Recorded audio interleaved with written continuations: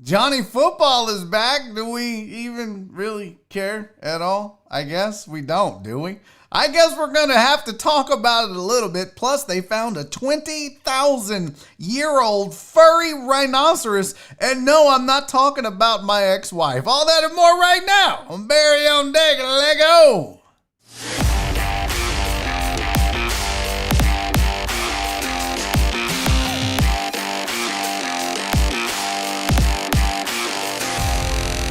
Live from the BiffNet Studios World Headquarters in Spring, Texas, it's Barry on Deck, hosted by former ESPN Houston radio host and stand-up comedian Barry Laminack, starring Oliver the Cat, written by Barry Laminack, produced by Barry Laminack, directed by, you guessed it, Barry Laminack, featuring sports, entertainment, special guests, film sessions, and some drinking. Okay, a lot of drinking. Viewer discretion is advised. And now, here's your host, Barry Laminack. What's up, you damn dirty deckheads? Welcome to Barry on Deck. I am your host, Barry Laminack. Thank you guys for being here. Today is Wednesday, December 30th, 2020, and this is episode number 163 of Barry on Deck. It is a Whisker Wednesday. I am excited about this because we've got two new wonderful animals to bring you, brought to you by Special Pals. Plus, speaking of Special Pals, who's professional? My buddy Bryon Brown is joining me in hour number 2 of the show. So yeah, we have to talk a little bit about Johnny Manziel. Yeah, we got to talk about this story about Christian Wood. Pretty interesting, if I do say so myself. Also, we're going to talk about a guy who stopped playing halfway through a game. He opted out in college football, so we'll get to that. Plus, we didn't get to the story yesterday about Tesla with their horn, so maybe if we have time in hour number 1, we'll do that. And then, as I said, in hour number 2, I am joined by my special pal, my buddy, the hilarious stand-up comedian Bryon Brown is in the building. He's got a brand new album out, so we'll talk about that. Plus a whole lot more. So, and of course, you guys in the chat, because you know, you would never make the same joke 1,000 fucking days in a row about me being late. I'm just so over it. You guys, Jesus Christ. Hey, but congratulations to Brandon Martinez, the number 1 deckhead for the day. The rest of you can suck it. Brandon Martinez first in the chat, first like, and you can see on the screen, got the first, super chat in for the day. So he does actually earn the Triple Crown. So Brandon Martinez, I'll salute you, sir.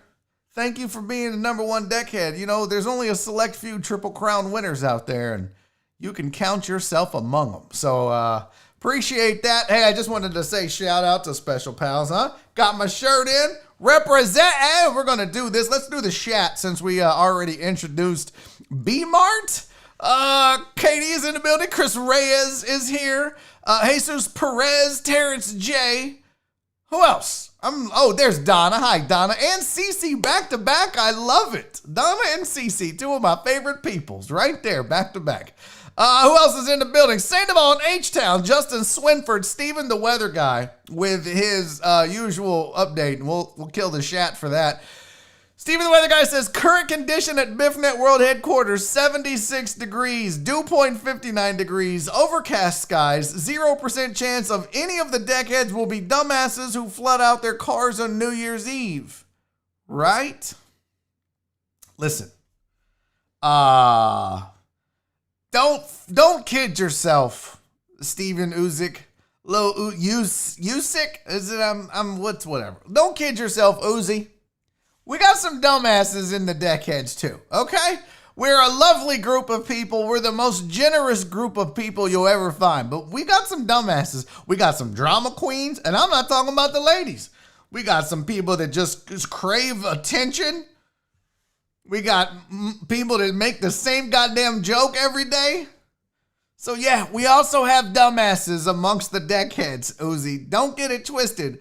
One of these idiots, they may not be active in the chat. Okay, let's be real. Look, there's about, I don't know, at any given moment during this show, we'll have 60 to 100 people watching. Just depends on the day, and is it a holiday week, or are things popping off, or are people just checking in? It could be anywhere from 60 to 100 at any one moment, and they rotate. Most shows get between 250 and 300 views per show. So that means there's about at least a minimum of 200 to 250 deckheads that watch this show on a daily basis. And you think there's no dumbasses amongst those 250 deckheads that wouldn't flood their car out? I'm going to tell you right now, House would be my first pick. If we were drafting dumbass deck, I'm just kidding, House. I love you, buddy. I was so mean to House's mom last night. And no, I'm not talking about never mind. I need to stop. I need to get off House's mom. All right. It's become an addiction. John Dory, what's up, buddy? Alan Denson's in the building. Sandoval and H-Town. D-Mata, what's up, player? Luis Zalea, one of our chat moderators, along with the Reverend Lord Chris Householder III, and Jeremy Vinegar. Uriel Villanueva. Uriel, I still need to get with you, player, so we can get you all suited and booted with all the swag you won from the Barry on Deck raffle. So I haven't forgotten you, player. Just a lot going on right now. Justin Kim's in the building, out there covering basketball and Anahuac. Sounds like a dream job. Johnny Johnson's here. What's up? Richard Vales is in the building. G-Man, what up, player? Gregory Vega Jr., hope you're feeling well. Christopher Jones. Wow. Well, aren't we fancy? We are blessed with the presence of one Mr. Christopher Jones. It's good to see you again, player. Thank you for being here. Frank Ruiz, Joshua Here's, and by the way, Josh, I didn't tell you last night, but thank you for the follow on Twitch, my friend. Very much appreciated. We appreciate that. Rick C's in the building. PK in the building. By the way, that's my bad. Katie, can we not call her PK anymore? She doesn't like it. If she don't like it, I'm not going to call Chris Reyes the other C word he don't want to hear. And I got to stop calling Penguin Katie PK, but I've been doing it for a decade. So it's going to be hard, Penguin Katie, but we're going to try. Aaron J. Bryan is here. Sylvia, what's up, sweet girl? Happy Whisker Wednesday. I know, it's one of my favorite days. I love Whisker Wednesday. Terrence J said stem checks are starting to pend. Really? Let me go check mine. And see what's up. Who else is here? Who else? Sandoval and H-Town, I got the Reverend, I got Lisa. Oh, what up, girly girl? Darren Castillo, what's up, Playboy? Good to see you here as well. There's Walt. I saw Walt. Who else did I see? Tony Garza's in the building. Okay, let's go. That's enough. Awake Reaper is here. Yo, Reverend, you got your check last night? That's dope as hell. I did not. I said Tony Garza, you raggedy bitch. No, Penguin Katie, I shan't leave it alone, my lord, my lady. I gotta stop watching a show based in the 1700s of Ireland. I've been talking to Nora like that. She hates it. I'm like, hello, lass. You're quite the bonny lass, right? What you say we go right proper down the road? And she's like, would you shut the fuck up? Then that's no way to talk to you, laird. She don't like it. She doesn't like it at all. SVG, what's up? Underrated Mess, what's up? All right, hello. Sydney's not here. She would appreciate that. All right, guys, let's get into it. We do have a shit ton to cover in an hour. That's the thing, because Bryson Brown joins me in hour number 2. So we got to talk about Johnny Football. Get the shat off the screen. We got to talk about this 20,000-year-old furry rhino. And like I said, that is not my ex-wife. And then Bryson Brown, all that and more. But you guys know, I'm not just the president, I'm also a client. Okay, I'm not the president of it, but I had to rock my special pals shirt on Whisker Wednesday because that's what we do around this joint. But it is Whisker Wednesday, you guys. And as you know, every Wednesday, I like to bring you, in conjunction with special pals and our own Katie Hearson, I like to bring you 2 animals that are available for adoption that you guys could go out and adopt right now. And I love that Special Pals has these available to you because it's one-stop shopping. You're in, you're out. They take care of everything for you. So make sure you go check these out. Katie thought it would be cool, and I did as well, if we gave you some statistics from Special Pals for the year 2020. So as of 12/28, which was a couple of days ago, they have adopted 854 animals that they have adopted. 508 dogs, 345 cats, and 1 guinea pig. Again, not my ex-wife. So that's really awesome. Congrats to the fine folks over at Special Pals. And I will remind you again and again and again, I think it's been since the 70s since they have had to put an animal down. So there you go. They do it right. So here are your Special Pals for Whisker Wednesday. This little guy is Chase, who's a good boy. Chase is a good boy. Chase is a 2-year-old pit mix. If you want to know how he got his name, he had to be chased down on 99 and Morton Road to be brought to safety. He was very skinny when he came to the shelter and is still working on bulking up, which is always sad to hear. He's got a very sweet disposition and would benefit from some positive reinforcement training, as would most dogs of Chase's breed.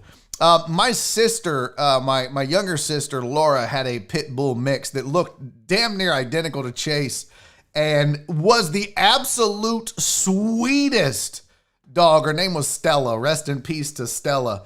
But guys, I'm telling you, this looks exactly like Stella, except, balls and stuff. But don't let pit mix scare you off. Some of the sweetest, most loving dogs that I have ever encountered have been pit mixes. So don't let that scare you. These dogs are amazing, and Katie's even saying he's a cuddler, so that makes it even better because some of y'all are lonely and need someone to cuddle.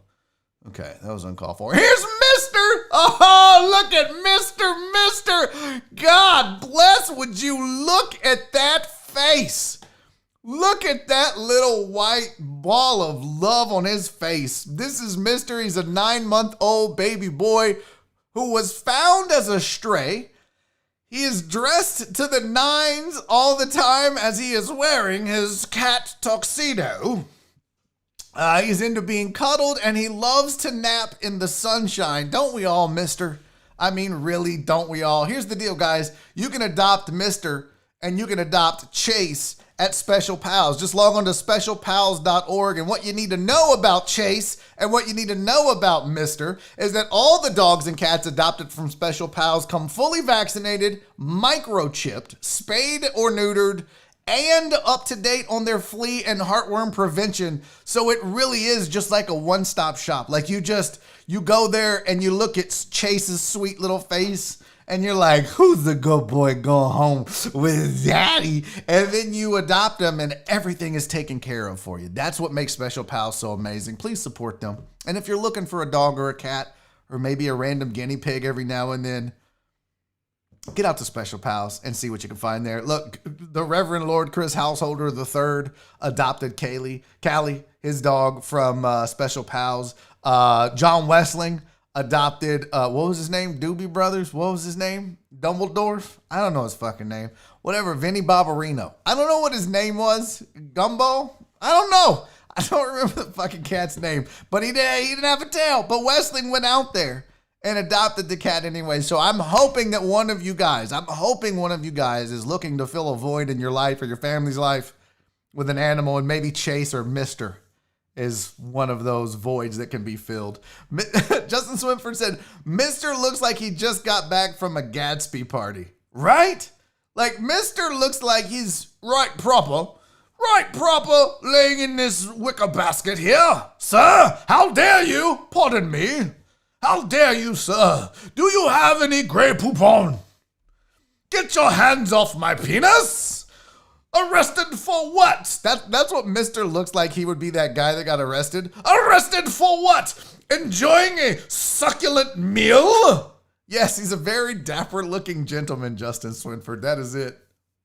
Oh, yes, I see you know your judo well.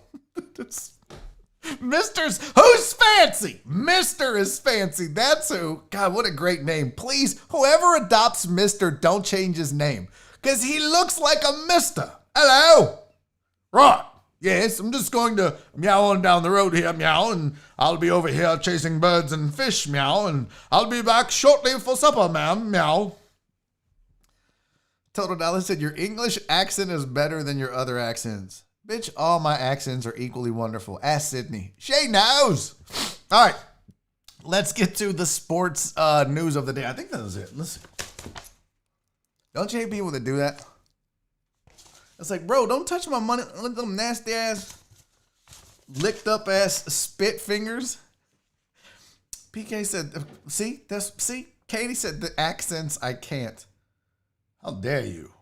How dare you, young lady? No. I kind of enjoy. It's fun to do the accents, especially since I've been watching that show. All right, yeah, that looks like that's it. So let's get to, I have headlines listed, but I didn't make any headlines for the show. Hey, I do want to remind you, if you're tuning in, do your boy a solid. Make sure you subscribe to the channel if you haven't already. It's free. It costs you nothing to just go down there. Not down there, like that. Don't subscribe to that. Just go click on subscribe, click the little bell notification icon thingy that you see. You'll get notified when I go live. It's a whole thing. YouTube loves it. I'll love you. And by the way, I was perusing through the comments that I hadn't replied to, and I came across one from Joe Pro from a show a long time ago where I made an effort to get everybody that watches this today at some point to hit the thumbs up button. Just if you're only here for 10 minutes, just hit the thumbs up on the way out. We hit over 100 thumbs up on that show, and it was really no different than any other show. I think some of you forget or whatever, so I need to do a better job of reminding you guys, hit that thumbs up on the videos, please. Please. Oh, God. I mean, it's really, it helps, but does it? I don't know. It's what they say. They say it helps to hit the thumbs up, hit the subscribe, hit the notify, and leave a comment. I don't know if that's real or not. It's all magic to me. All right, let's get to the sports because Johnny Manziel, John Football, Johnny Foot. That's not his name. You guys, Johnny Manziel has found a new home. And his new home is, well, it's not really it's not really a thing here. Why is hold on. Time out. Not a squirrel, not my fault. I was perusing the chat. That would be great, Lisa. Oh, but how said Venmo Berry? What is going on here? Oh my God! Lord Reverend Chris Householder III. You, my friend, are a silly man. Wow. You guys, I have to pause for the cause. I am very sorry, Reverend, because I don't get notifications. My phone is on silent during the show.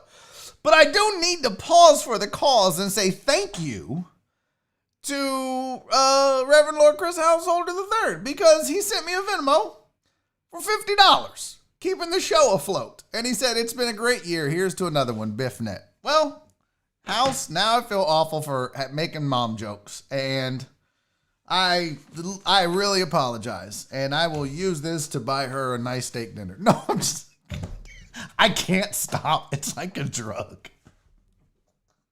I don't know why I feel so good.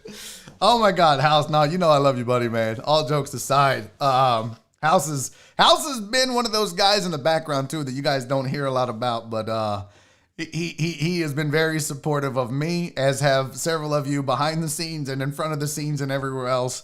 And I appreciate it very much. So thank you, House, for that, man. I'm looking forward to 2021 and hopefully continuing this show as long as you guys show up. But yeah, that means a lot, dude. Thank you so much. Walton, is that where my 1320 went? You guys need to watch the streams if you're not, because that's where it goes down and we have a good time. All right, back to the football. Thank you, House. I appreciate you, buddy. You know that so much. So Johnny Manziel has joined a new football league, and you can't see me, but I'm making air quotes. Because when I say football league, it's actually the FCF. Now, if you've never heard of that before, don't worry. Nobody has heard of it before. It's called the Fan Controlled Football League. Yeah, it's a 7-on-7 league where fans set the rosters, call plays, and interact in a blend of traditional and esports environments. It's basically like, oh, we're going to play Madden with real dudes. What I liken it to is I think it is an effort on the part of the owners and the people involved, the celebrity owners that are involved. I think it reminds me of Ice Cube's 3-on-3. That's what it has that feel of, you know what I mean? Like it's a 7-on-7. It's the fans pick the plays and they set their rosters, and it's kind of weird. There's 4 teams, there's 6 weeks of games, I believe. And then, like, you know, they're going to do it in a facility in Atlanta. Some of the owners of teams include Marshawn Lynch and Quavo. By the way, I always thought Quavo was like a drug, like a Quaalude. In my head, in my dumb, stupid old head, I had associated Quavo with Quaalude.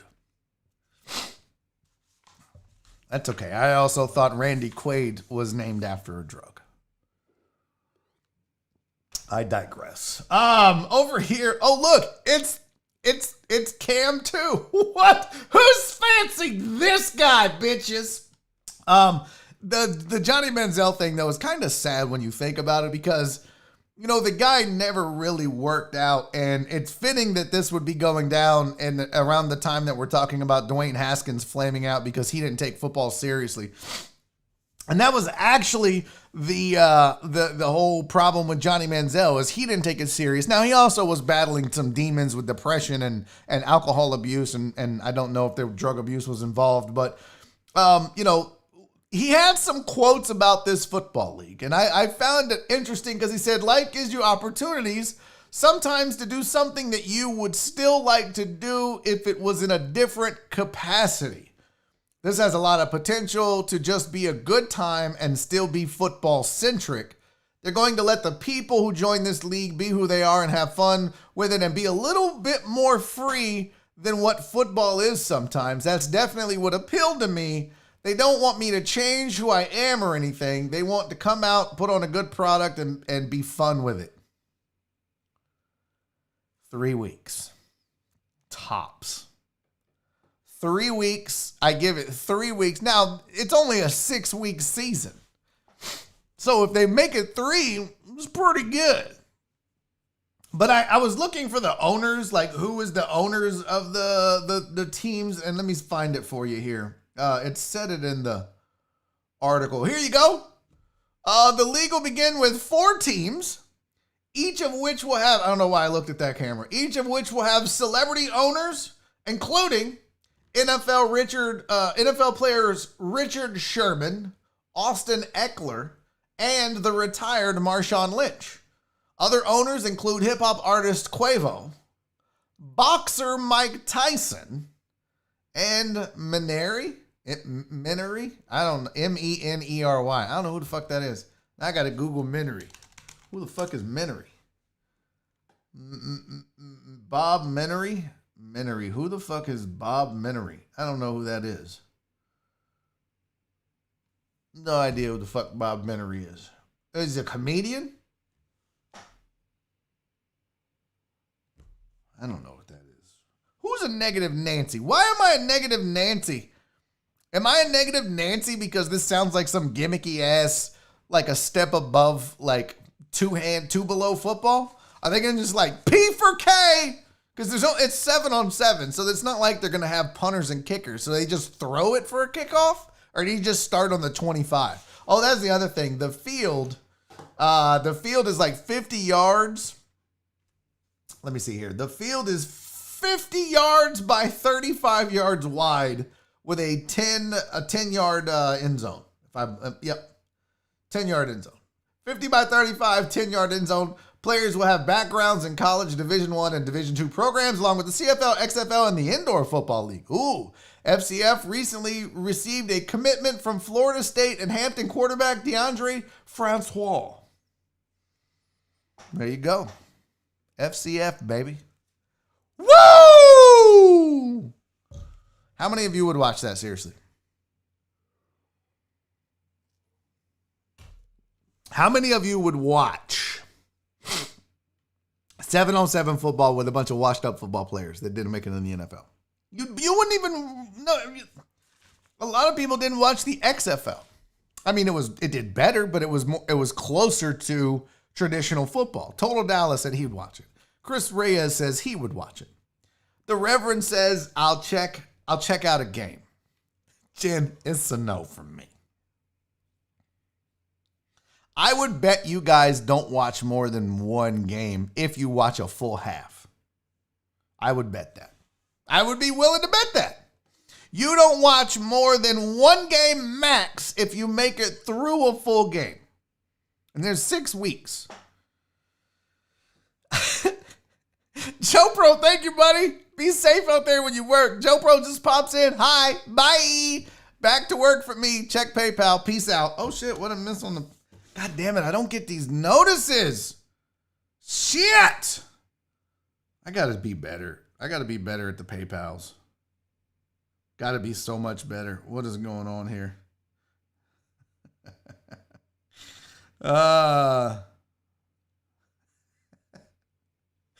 This is great. My brother, Ray Lucio, said he's listening to the show, and they went and got some Reese's peanut butter cups. That's not him, but they went and got some Reese's peanut butter cups. Oh, I'm getting other messages for the Reese's challenge. It's going down on Saturday live on Twitch. Don't miss it.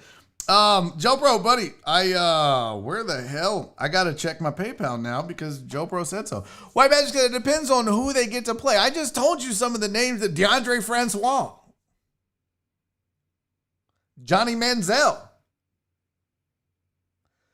Division II washouts. Seriously, it's I don't think. Oh, what is going on? I can't get to the PayPal right now, Joe Pro. I'm sorry, buddy. I have to check it. I'll check it at the break. I promise you. Yeah, that's what I said. White Magic. Thanks for coming in late. It's exactly like the big three, and it's going to be a bunch of. But a lot of them aren't even that caliber. To be honest with you, I don't know that I would watch it. Why is Sandoval in H-Town rolling his eyes? Why are you rolling your eyes, Sandoval? Are you mad because I'm talking bad about a league that doesn't exist and won't exist for more than maybe 6 weeks max? I don't think that's worthy of an eye roll. What up, Alex Villanueva? So, I'll watch it if Spriggan Wynn plays. Sergio said it's like Last Chance U Pro Edition. Okay, fair enough. Fair enough. All right, so that's where Johnny Manziel has landed. That's where we're at. Now, I don't know if you saw it's been making the rounds, but there's this story out about Christian Wood. And I don't know if you guys have seen the story, but you know that Christian Wood kind of bounced around the NBA. Hold on, I'm trying to get to PayPal to see. My bad, y'all. But Christian Wood bounced around the NBA for a while. And he finally landed with the Rockets and signed the big deal, got the big contract. And hey, what the hell? What'd I miss? Joe Pro, thank you, buddy. He said, I just realized this is probably the last show in 2020. Happy New Year's. Man, thank you, Joe Pro. He sent a $20 PayPal and said Happy New Year's. Buddy, no, Joe Pro, I appreciate you, man. You've been very supportive. Very, very supportive, and I do appreciate it a lot. Not just in the comments, but in PayPal and otherwise. So thank you, buddy. And Happy New Year to you if this is the last show. I think I might do one tomorrow. It depends on if Nora's off or not, and I still don't know. So we'll find out. Probably not one on Friday because I think she is off on Friday. Hey, Happy New Year to you, Marty Z. Good to see you in the chat. So this whole Christian Wood story is pretty damn interesting, guys, if you hadn't heard this. So if you don't know, Christian Wood went undrafted. And the crazy thing about the draft night, right? So we know he's the $41 million man for the Houston Rockets, and through 2 games, he's looked pretty good. I think they got something with him. But this is Christian Wood, a picture of him on draft night. This is from the 2015 NBA draft. And this is a tweet from Gary Parrish from back then. It says, this is about the saddest picture from an NBA draft you'll ever see. Christian Wood realizing he's going undrafted. So he rented out an event space at Caesar's Palace, invited a couple dozen family and friends. He was so excited. But then he watched as his name went uncalled through the first round and then the second round, and he didn't get drafted. So he goes through all of that and nothing, right? Well, it doesn't end there. On draft night, check this shit out. This is why women get a bad reputation. So she's all ready to be with the number one, a first round or second round NBA draft pick, right? He goes undrafted. He says, but that wasn't the end of the misery. Quote, I lost my girlfriend that night too. I dropped her off at the airport after the draft and I never saw her again. What a bitch! Oh my God, what a bitch. Now, if you know me, I don't just call women bitches. I call everybody bitches. Bitch is not, it's not specific to women. But in this case, she's a bitch. And also, yeah, you fucked up. Idiot, you should have stuck by his side. That's what you get, you raggedy bitch. That's what you get. Justin said, I'm a big fan of Christian Wood now. Absolutely. You love to see something like that where, I mean, and listen, I just would love to sit down and talk to this dude because you talk about being at the lowest point in your life. And most people would give up. Most people, when they are just beaten down, right? Like you feel like you're about, man, I am so close to living a dream and being in the NBA and becoming a millionaire and having fame and fortune and sports and oh my God, I'm about to live my dream. And then in a matter of an hour or two, you go undrafted and everything you've worked for, it's like Thanos snapped and Christian Wood's entire world changed on a dime.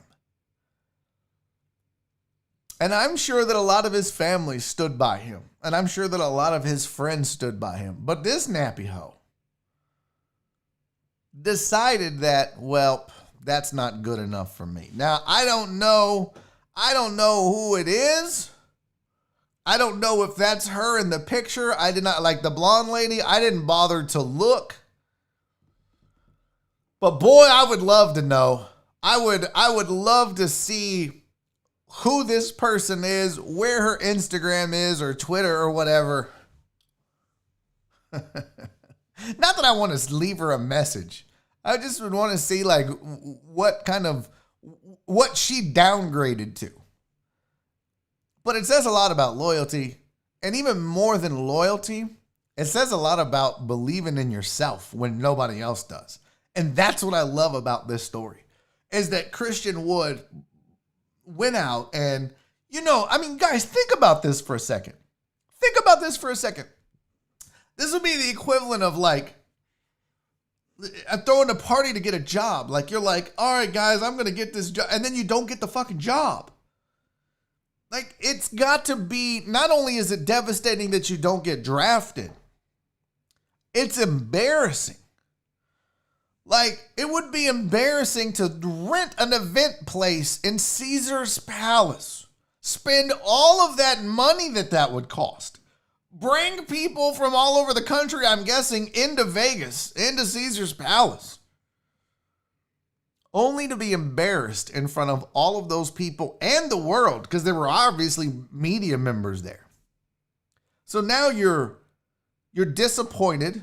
I mean, you're not disappointed. You're heartbroken that you didn't get drafted. You're embarrassed because of all the pomp and circumstance surrounding the event. And for what? To go undrafted. So you're heartbroken. You're embarrassed. Now you're broke because you spent all that money and you don't have a fucking job. So you're already at a low point. And then the one person that you probably look to more so even than your family and friends, your ride or die, your girl, your Bonnie to your Clyde, your Beyonce to your Jay-Z, your Tom to your Jerry. I don't know. I ran out of couples. What do you want me to say? Your Pepe Le Pew to your Daisy the Cat. I don't remember what her name was. Anyways, all three of those, right? You've got the heartbreak, the embarrassment, the empty pockets, and then your chick bounces on you. Wow. And then 5 years later, in a matter of 5 years, you're so determined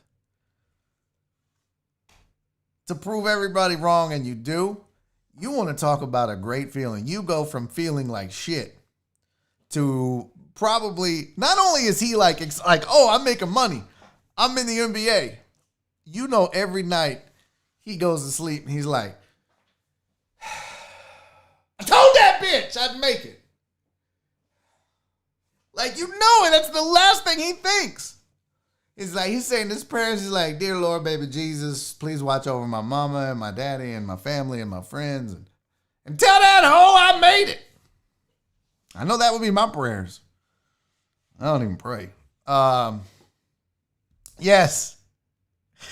Chris Reyes, nice one. His Jenny to her, the Jenny to his forest. That's great. Yeah, that's good stuff, man. That's a really cool story. I dig it a lot. Bouncing back. That's the wrong one. Bouncing back. Totally the key. I like that we're doing the couples now. Now we've got Sergio said his Miss Elizabeth to his Macho Man. Oh yeah. Snap into a Slim Jim, yeah. I don't do a good Macho Man. Now, Wallace brings up a good point. Her leaving probably motivated him to work harder, which is an interesting question in human nature and the human dynamic, right? And the mindset of a person. Because you kind of have to ask yourself, if let's say he gets drafted mid to late second round, you know, gets a little cash flow. He's in the NBA. We'll see if he sticks around. Chick is in there until he's out of the NBA, and then she probably bounces on him and takes some money. Because let's be real. If you left when he didn't get drafted, the plan was to leave him and get half. That was the plan. Make no mistake about it. So whatever he got, she wanted half of it when he was done. When he was done, she was done. And she wanted to get paid. That was the goal. So, you wonder if it would have worked out that way. If he, let's just say he was drafted mid-second round, gets a couple mil in his pocket. Does he ever really apply himself? Does he ever really try to be great? Some people do. I'm not suggesting that he wouldn't, but I'm saying there's sometimes that catalyst, there's that fork in the road where you go from being complacent to saying, okay, I got two choices. I can just wither away and wallow in self-pity, or I can pick myself up and I can prove every team that didn't draft me and that nappy asshole wrong. And I'm just saying nappy asshole because that's what I would call her if she left me. Never underestimate how garbage people can be. Yeah, that's a big old fact. So now you've got the question of, was it motivating? Is this what drove him to become the $41 million Christian Wood? Is this what made him become what he is? It's interesting. I think it's a fascinating tale. And again, I'm gonna assume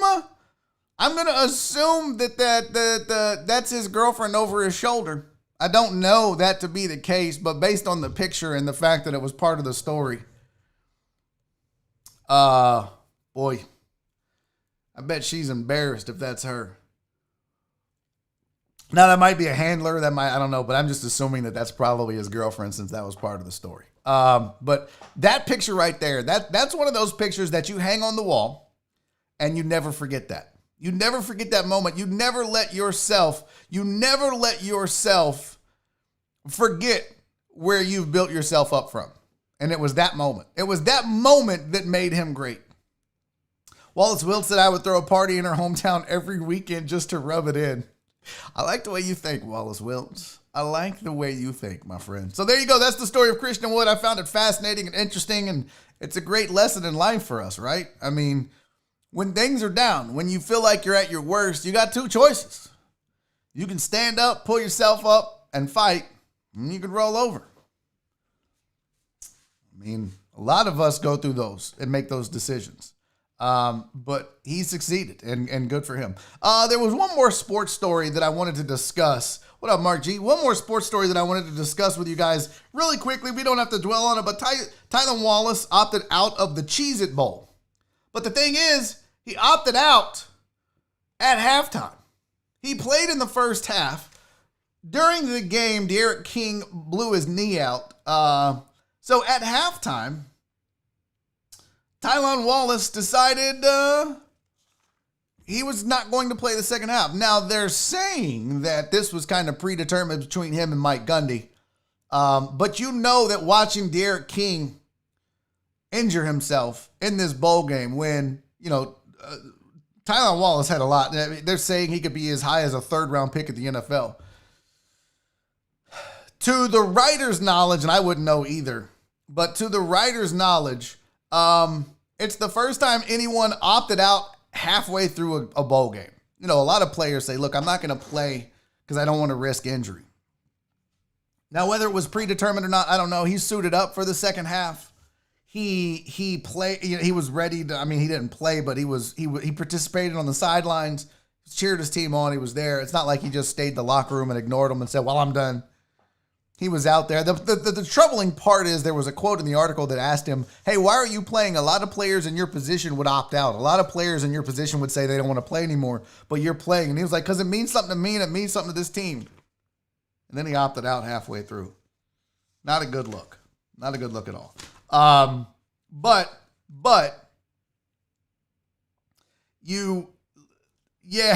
and see, White Magic, that's the thing. I don't blame him. Third round pick or Cheez-It Bowl. And not only that, but you just see Derek King blow his knee out in the bowl game, in the first half. And you're like, there by the grace of God go I? No thanks, famo. No thanks. So, the DB, there was a DB that retired at halftime and watched the second half at home, but that was professional. That wasn't a bowl game. That wasn't a bowl game. Reverend Lord Chris Householder III, love you, buddy. Thank you so much. Be safe out there. I thought that was an interesting little story that he just kind of opted out mid-game. Just said, you know what, I'm not going to go back out there. I get it. I don't have a problem with it. What up, Matt Poche? Hey, if you're leaving, I know some of you got to bounce for whatever reason. Do me a favor. Make sure you hit that thumbs up on the way out for Daddy. We're going to try to hit 75 to 100 today. I think we can do it because, you guys rotate in and out, and I get that. So just make sure if you haven't hit the thumbs up yet, go ahead and hit the thumbs up. If you plan on leaving early, damn you, but hit that thumbs up on the way out. Matt Poche is in the building. Christopher Adams is in the building. Underrated Mess said that DB. Sorry, that was the wrong one. We got to stop for a second because I'm looking at the chat while I'm doing the show, as I do often, and I'm either confused or I'm being tricked. White Magic is saying he doesn't know who Macho Man is. That cannot be true. You're full of shit, White Magic. You absolutely know who Randy Macho Man Savage is. Don't even sit there and pretend like you don't. I think you're a liar, sir, and I challenge you to a duel. Yes, Marsha, he is the wrestler. White Magic, don't you dare for 1 second sit there and pretend like you don't know who Snapping to a Slim Jim guy is. Oh, yeah. Get out of here. That's a bunch of horse shit. Not the yellow tights. I don't think they were yellow. I think he had like the cape. White Magic said, when you said the Slim Jim, I recognized, but that's it. Are you not a wrestling fan, White Magic? Or are you not like an old school wrestling guy? It's a damn shame. And I'm not even a wrestling fan anymore. All right, listen. Before, sir, I really like doing the accents, you guys. I think I'm addicted to that and mom jokes on House's mom. Christopher Adams said, it felt like Sam Ellinger opted out last night and faked a shoulder injury. I mean, look. Could be. Mr. Adams, would you blame him? What are you playing for? I'm not 50, bitch. I'm not 50. I'm 46. So suck it, white magic. More like white tragic. Okay. I hate when people do those stupid name jokes like that. Yeah, I did feel like Ellen opted out. All right, let's do this. Let's do this real quick before we get to the news of the 20,000-year-old rhino. I don't want you to feel like a 20,000-year-old rhino, so I want you to hit up Hemp Vita. Go to hempvitacbd.com right now. They have a ton of products just for you. Oh, by the way, let's just get this out of the way right away. All of their products are free of THC, so you shouldn't worry about being popped for a drug test. All their cannabinoids that they use in their CBD products are organically grown in the United States, so they try to provide you with some of the best all-natural wellness products that you can find out there anywhere. And if you don't know what CBD is for or why you should consider it, well, you should consider CBD because it has been known to help with stuff like inflammation and pain relief and insomnia and anxiety, and seizures is a big one. And even if you just need to relax more, maybe your pet freaks out. You know, New Year's is coming, and so are the fireworks and people shooting their guns.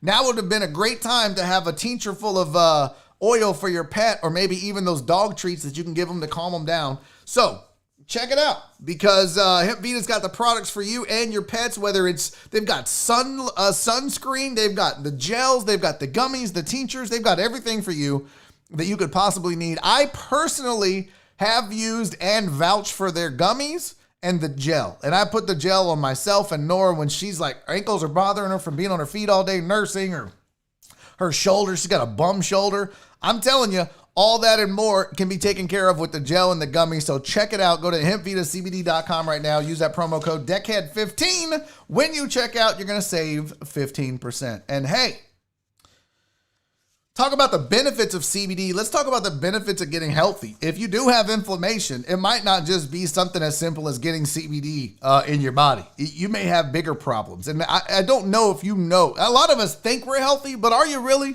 Are you really healthy? Do you know? Because if you haven't gone to the Y Factor and gotten a wellness exam, you really don't know.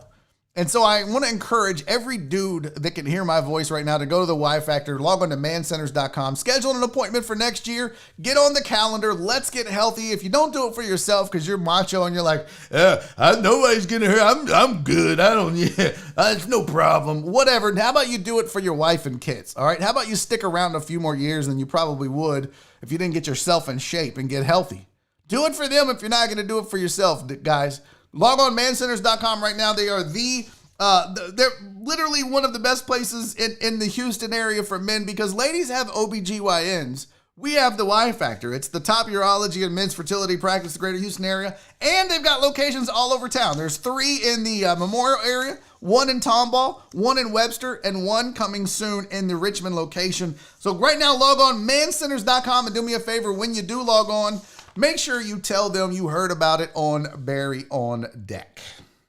Now, we have got to talk about a 20,000-year-old rhinoceros that is fascinating to me. So, this occurred in the frozen tundra of the Yakutia, which is, I guess, some area in Russia. It's the Republic of Sakha. I don't know. Anyways, the Arctic Yakutia, they have, obviously it's covered in ice. And during the permafrost, or I guess, no, actually in August, this rhino was found, kept intact for thousands of years in permafrost. And the scientists were fascinated because the horn was found next to it, and it was covered in fur, which is not a normal thing, which is not a normal, you don't see rhinos with hair on them, but this rhino had hair on it. And if you can believe it, look at the pictures and it's like, well, this just looks like a rhino that just died and is covered in mud. That bad boy is 20,000 years old.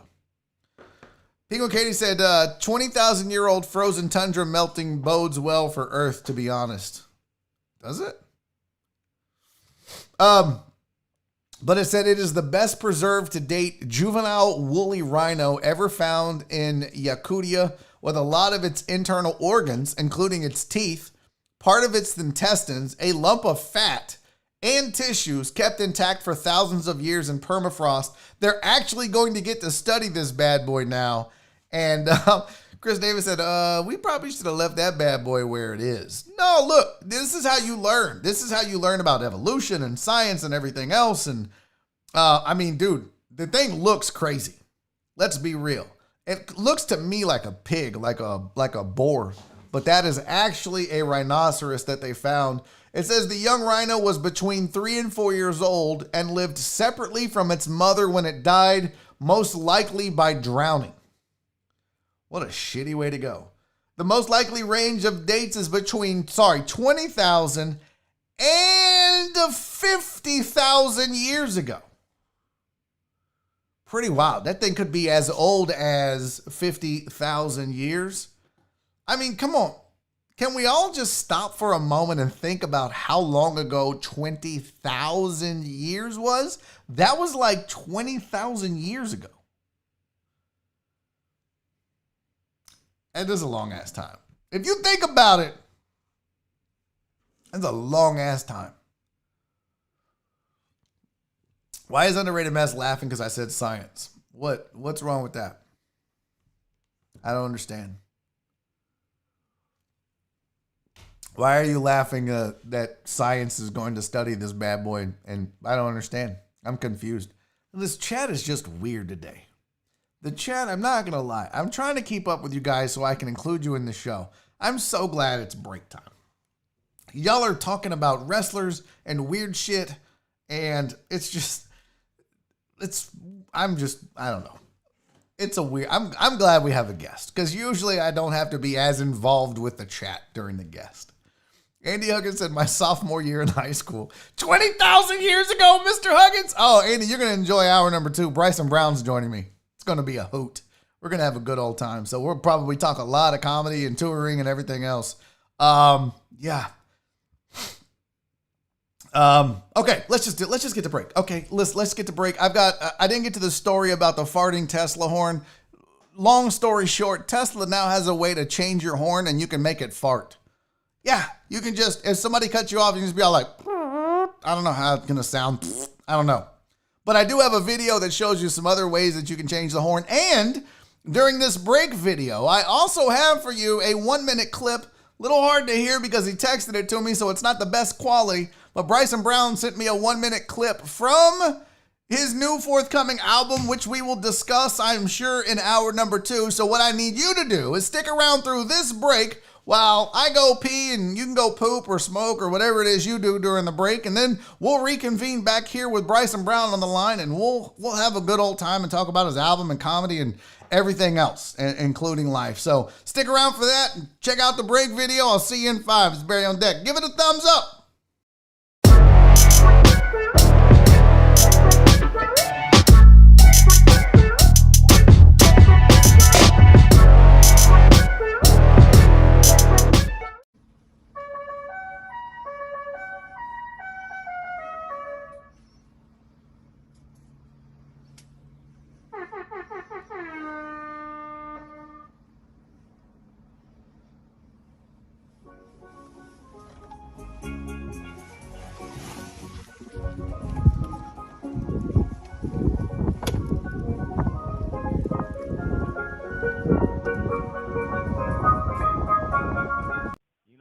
Motherfuckers working from home. Shit, shout out if you work from home. Shit, salute yourself. That's a blessing right there, bro.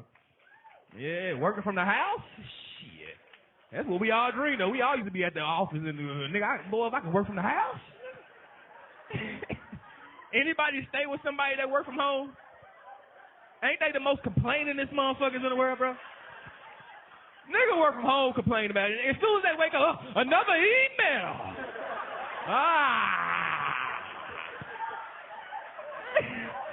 Like, bitch, if you don't email Frank and shut the fuck up, you got on a house coat, my nigga. What the fuck is you? Oh, they can't do nothing without me at this job. You drinking coffee with your pinky out, my nigga. Email them folks and shut the fuck up. Oh, another email. What am I gonna do? movie, but she be complaining like a motherfucker as soon as she wake up. I just want to throw this phone. You better keep that goddamn phone on you at the house, nigga.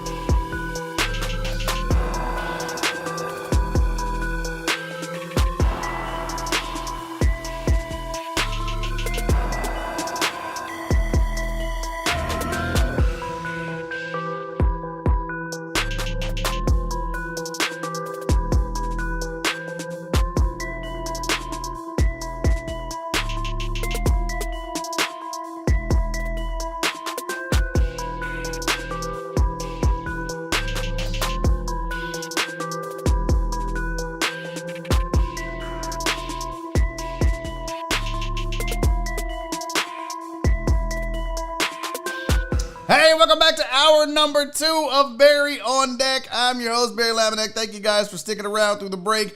And joining me right now on the show, my guy, my dude, Bryon Brown is in the building. Bryson, thanks for being here, man. What's up? Hey, man, ain't nothing. Thanks for having me, G. I'm good. Yeah, dude, we haven't talked in a minute. It's been quite a while. I like that you're coming from the garage. You got the door up. Yeah, man. We got the kid. We just had the baby and all that. So, I got to be outside with everything. I don't be too loud. Now, based on the clip, I'm assuming the wife is working from home. Yeah, she working from home. Yeah, man, she at the crib with it, bro. Now, the clip was funny as hell, and anybody that works from home knows how real that clip is, which is really a testament to your comedy because it's always like Appreciate that. it. Was she pissed when she heard the joke? She was like, "Oh, really?" No, really? So my little process is a little different. Like, she don't hear it until it drop. You know what I mean? So like she heard it, but she thought it was funny. You know what I mean? She fooled with it. She know it's true. It is very true. It is very true. It's when you're like, oh, another email. It's like, come on, dude. Another email. That's so great, man. How much of that type of material have you written being quarantined with all this bullshit going on? Do you have a lot of material? Because you just had this new project. Yeah, this new project is pretty much all of it that I wrote. You know what I mean? It's like 20 minutes.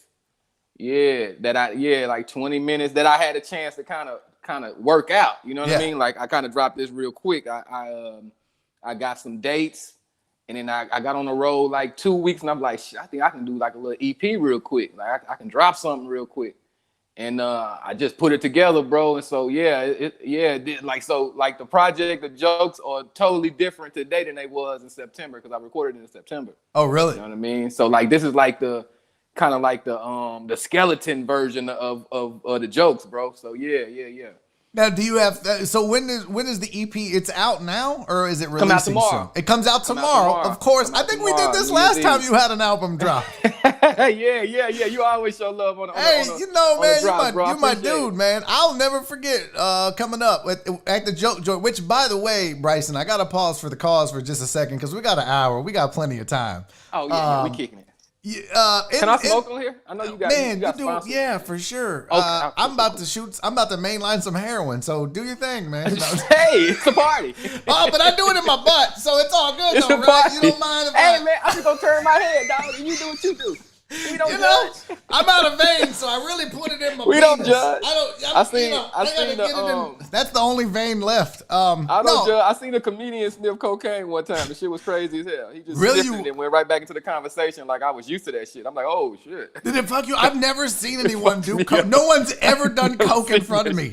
Bro, he just hit that ball like, and then started talking again. I'm like, oh shit. I would have lost my shit. I just stood there. I'm like, okay.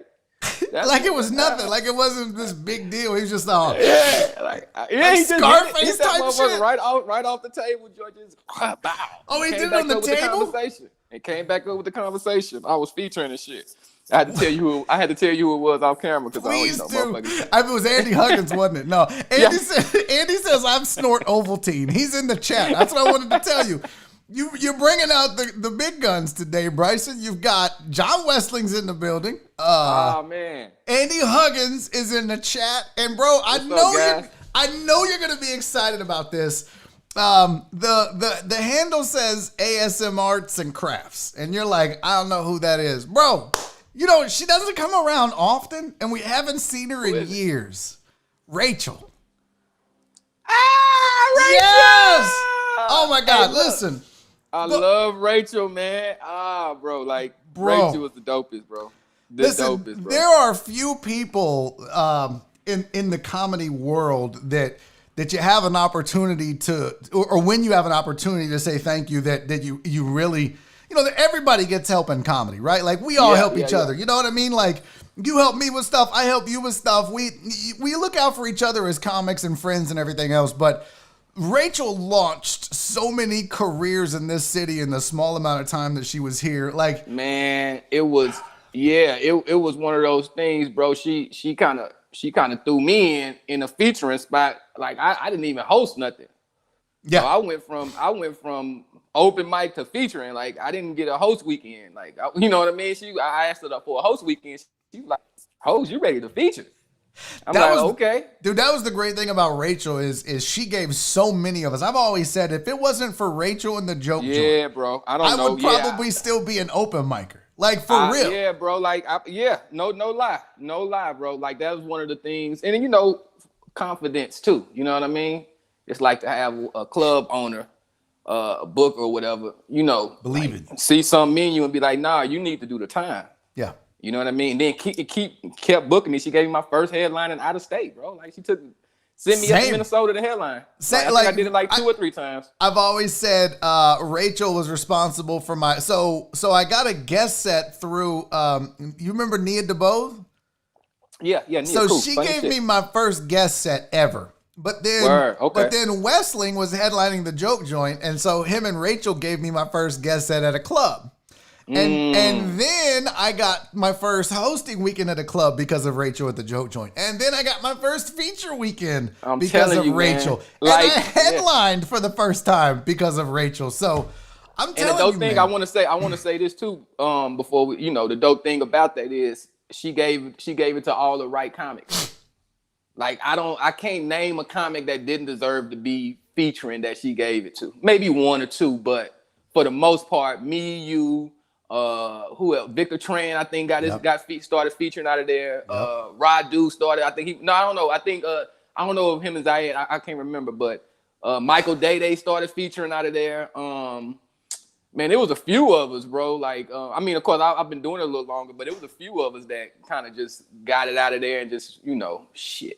In a city as big as Houston, look, and I love the Improv. They've been really good to me lately, and I think I've proven my worth. And it's a tough nut to crack to get into the Improv. That's a process. That's a processing type of club. But when you do, it's good. But I tell you what, it was a different thing with Rachel and with the joke joint. For some reason, it was just like, she believed in us and gave us opportunities in a city that was really lacking in opportunities, which is why the joke joint is missed now, bro. I feel so bad. At that time, Houston was naked. Like it wasn't too much going on at all. Like, so when she came in, we was all kind of scrambling to get in there, and I wasn't going in there when I think Danny is his name, Danny Martinez. Yeah.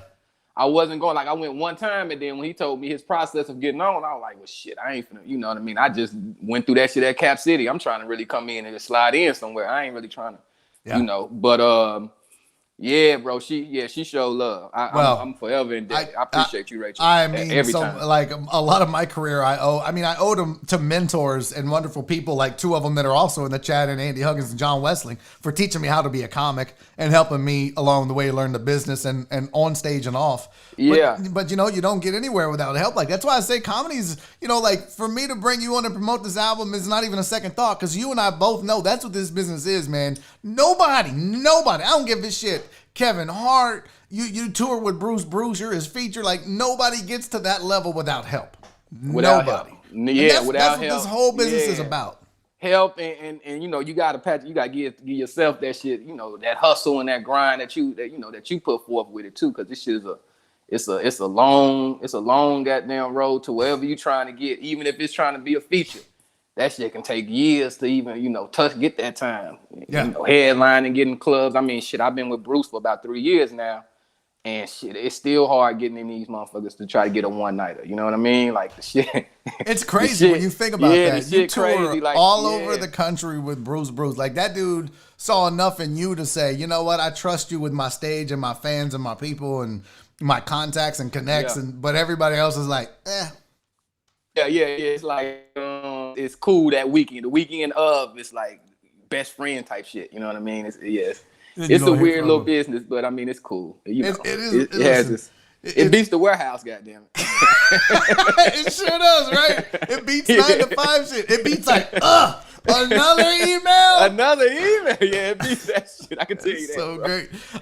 Now you and I talked last. You had cut the album. You did this album again, man. What is your goal for 2021, dude? In comedy, are you one of those dudes that sets a goal, or are you just like, you know, I'll see what happens? 50-50. You know, I set a few of them, but then I try not to, you know, kill myself with too many goals, because then you don't set them bitches at the end of the year and you're looking crazy. So, you know, I'm real minimal with this shit, Barry. You know, I might set 1 or 2, you know, real quick. Yeah, we did that shit. Yeah. But no, so this is an EP, bro. You know what I mean? So the album shit is a little longer. This one like 20 minutes. Like I said, it's just some shit we want to throw out, you know, get the people that really fool with me some new shit, you know, because they can't come to the shows. You know, Corona got everybody locked down, so motherfuckers still be wanting to hear from you.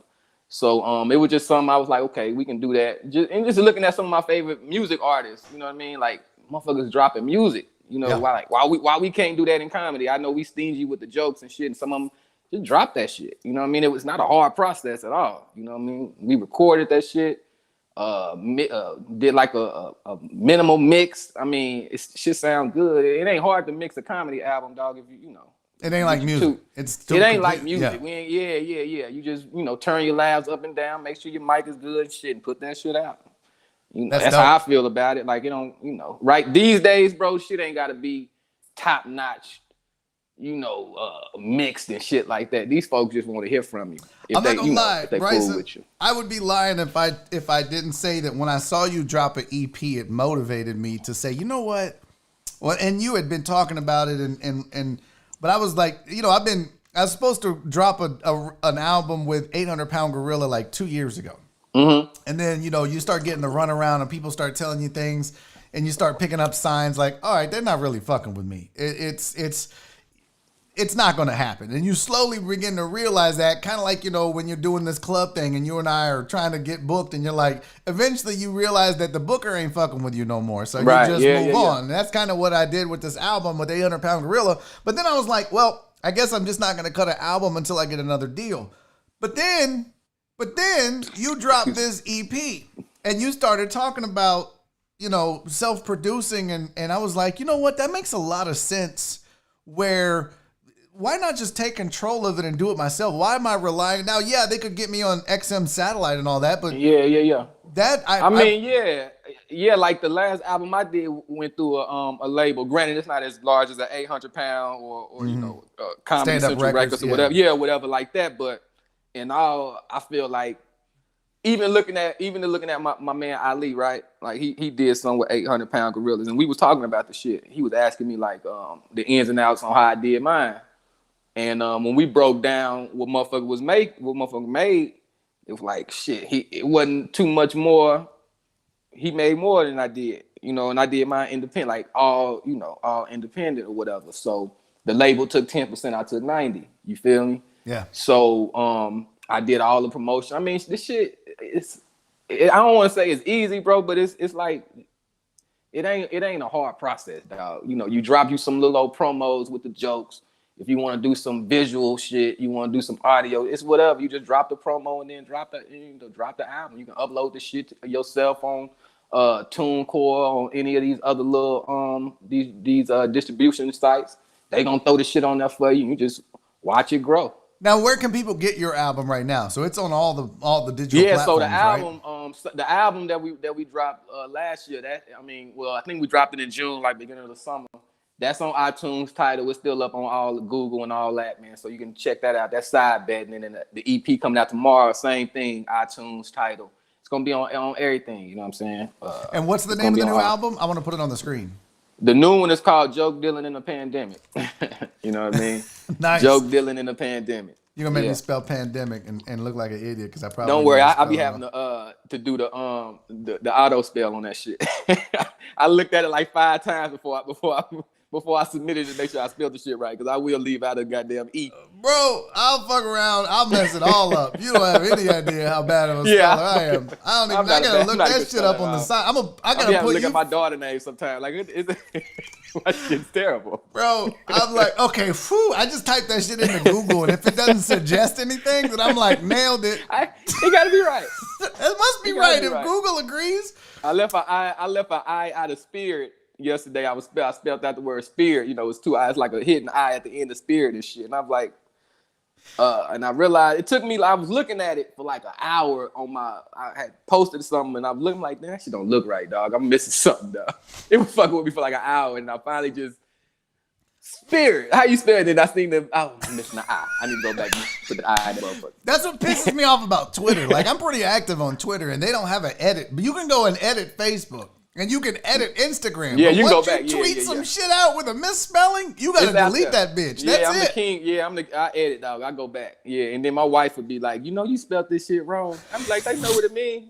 They know what the fuck I meant. They know Bro, what it means. I'm telling you, it sounds childish, but I'm such a bad speller, and I really have a problem with words that sound the same but are spelled different, like there, and there, or you know, like too many ways to spell that, dog. Yeah, but so we starting to spell stuff around the house. You know, I got a 6-year-old, so we got to spell certain words so she don't get it. I be in the air with that shit, like, oh, that's what she said. The wife was spelling shit. You're like, slow down. Slow down, dog. You spelling that shit too fast for me, man. Neither you or your daughter understand what she's saying. Nobody knows what you the motherfucker spelling. You're the only one in this house that knows the big words. Would you stop spelling them, sons of bitches? Down. That's hilarious. Please. Yeah, man. I had to implement a rule where I said, if you correct my spell, I'm a grown ass man. If you correct my spelling, I'm blocking you. That's just it. That was my rule. I'm like, I don't want to fuck with you. Look, I admit I'm a poor speller. It's not like I'm trying to hide it. I know I'm a bad speller. I know I messed that up.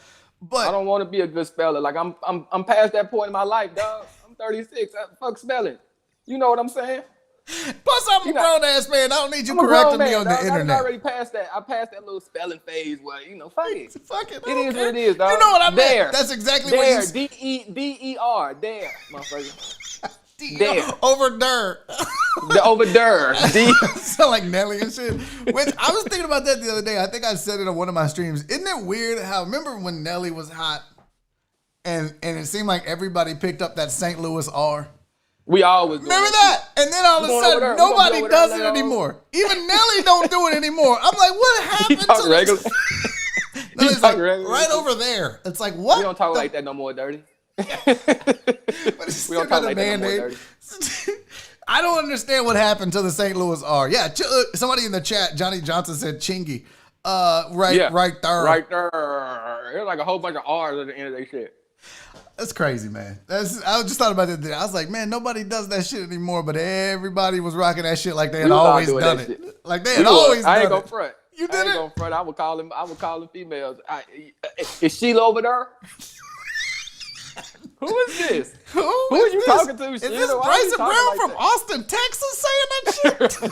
I'm looking for Sheila. She over there? You know, you say yonder. Over yonder. Oh my God. Fucking they whole shit up. Total Dallas said Nelly got acting classes in charm school. No, I think Nelly's that just got old, and people were like, all right, we don't fuck with that no more. They say Nelly gangsta as hell though. Like, oh really? Like, you know those rappers? Yeah, you know the rappers that made all like the top 20 hits and shit. Yeah. Like, I realized those like the most gangsters motherfuckers. The ones who didn't really get into the gangster shit, they just wanted to make music and shit. Them the ones you didn't want to fuck with. Like Nelly, I heard stories about Nelly. I got cousins out there in St. Louis and shit. And they used to say how Nelly used to, kind of run a little shit. And he was actually like, he was one of them stand-up guys, like street guy. You know what I mean? Really? Yeah. Old Nelly. It's crazy to hear. I didn't know that. One of the most gangster rappers of all time was MC Hammer. Yeah, that's what I'm saying. It's motherfuckers who dance and shit with goddamn parachute pants that slap the shit out of you. They said that Hammer was so gangster at one point. The dude MC Serch from Third Base had talked shit because they had that song "Pop Goes the Weasel," and then they said some shit about Hammer, and they talked about his mom, and Hammer put a hit out on them. Yeah. And they actually had to travel with security. When they were on the West Coast, MC Serch told a story that literally they're at the airport, and some gangsters from Oakland show up. That's a lot of miles away in LA. Bro, that's not even close. They were literally. They had to take a flight to get to him. They had them surrounded. That's how close these dudes came to dying.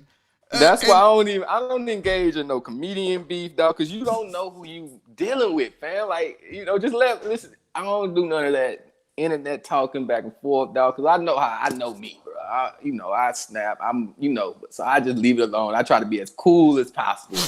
Yeah, because I don't want to go there. Well, it's a really good philosophy to have, and I used to not be like that, but now I'm just too busy to fuck with it, right? Like if I didn't have nothing to do, too busy, yeah, exactly. That's a good way to put it, dog. The ones who busy ain't engaging.